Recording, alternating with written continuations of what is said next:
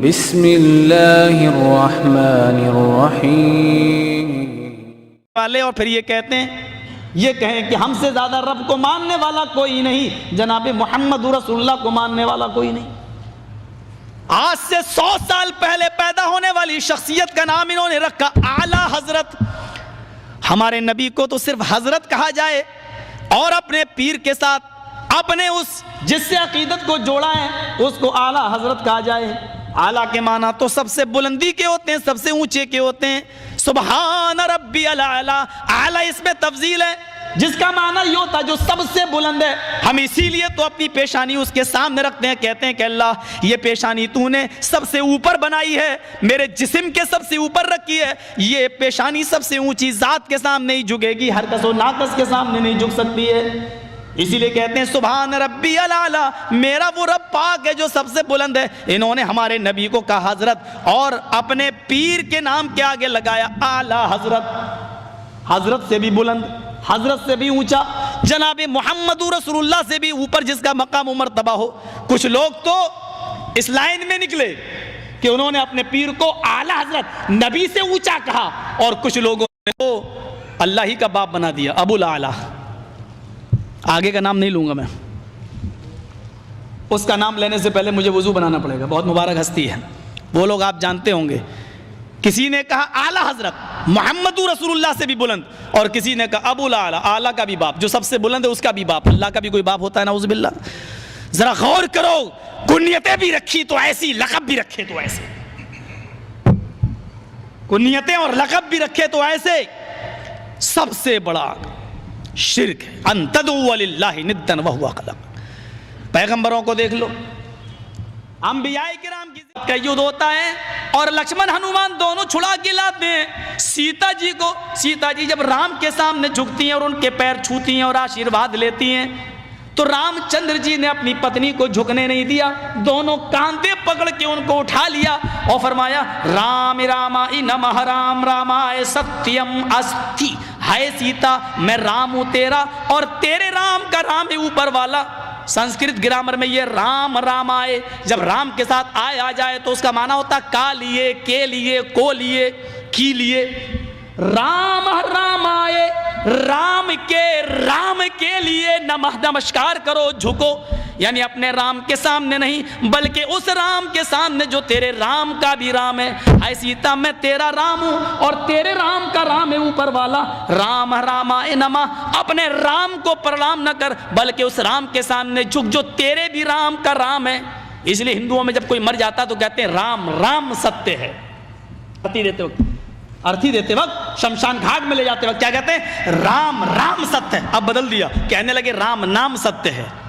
हालांकि संस्कृत नहीं बदल सकते। राम रामाय सत्यम अस्ति, राम का राम सच्चा है, यानी राम राम सच्चा है। मतलब ये हुआ हाय मरने वाले तू मर गया, अब रामचंद्र जी तेरी जिंदगी के मालिक नहीं, अब तो राम का राम जाने कि तेरे साथ क्या मामला होगा, तूने अमल कैसे किए, तूने करतूत कैसे किए, राम का राम ही सच्चा है। फमन यामल मिस्काल ज़र्रतिन खैरन यरा वमन यामल मिस्काल ज़र्रतिन शर्रन यरा। एक नहीं 1,00,000 कुरान खानी कर डालो, एक नहीं 1,00,000 कुरान पढ़ के मरने वाले पे बख्श दो, मरने वाले को कुछ भी सवाब नहीं मिलेगा। उसकी अपनी जिंदगी में जो उसने अमल किए होंगे वही उसके काम आएंगे।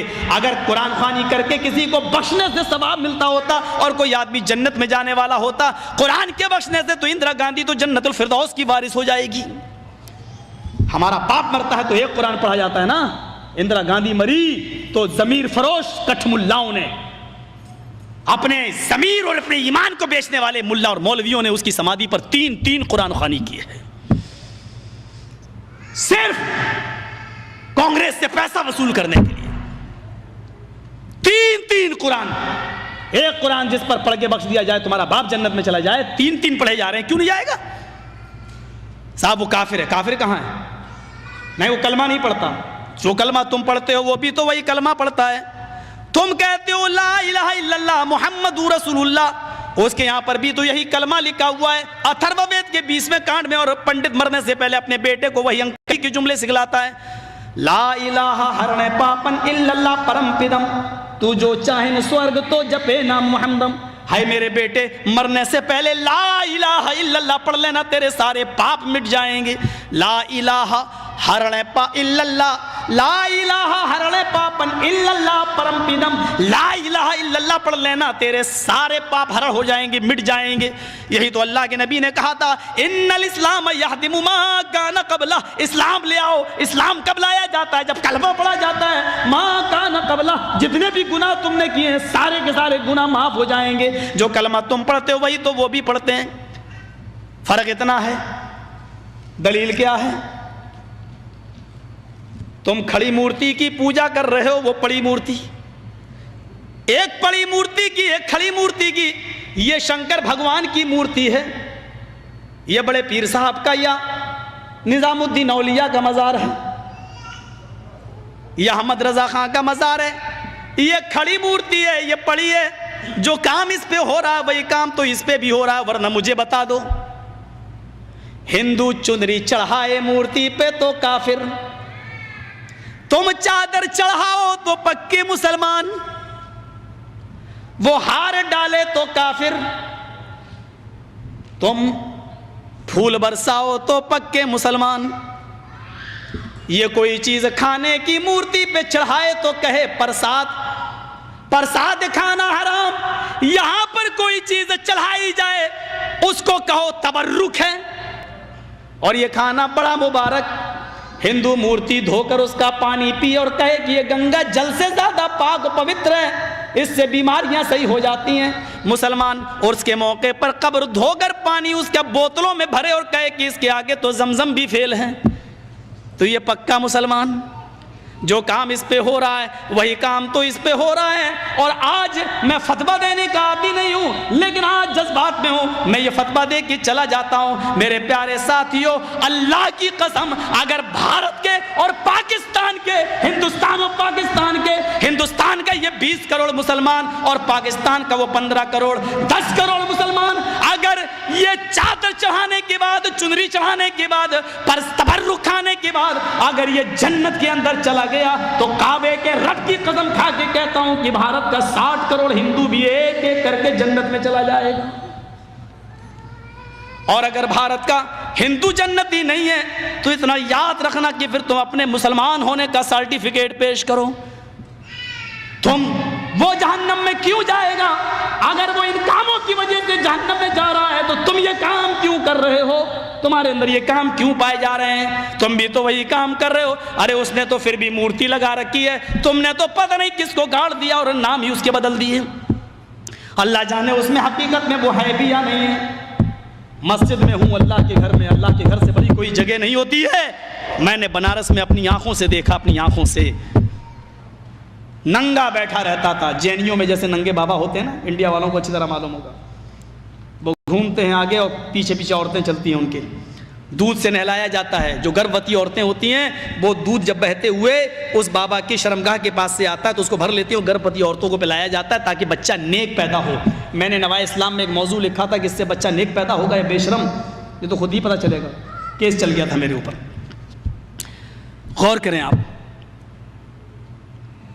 नंगा बैठा रहता था, एक टाइम की नमाज नहीं पढ़ता था, उसको वुजू बनाना नहीं आता था। मर गया जब वो, उसका मजार बना दिया गया। 3 साल के बाद उसका नाम रख दिया गया नंगा बाबा। नाम भी है नंगा बाबा।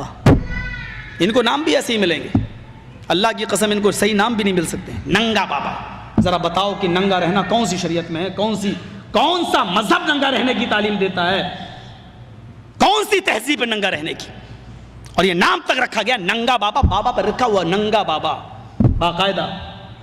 जैसे बरेली के अंदर था कुत्ता बाबा, अब तो बदल दिया लोगों ने, कर दिया कुतुब बाबा, कुतुब कर दिया। लेकिन रिक्शे वाले से कहो कुतुब शाह के मजार पे जाना तो जानता ही नहीं जब तक ये ना कहो कुत्ता बाबा।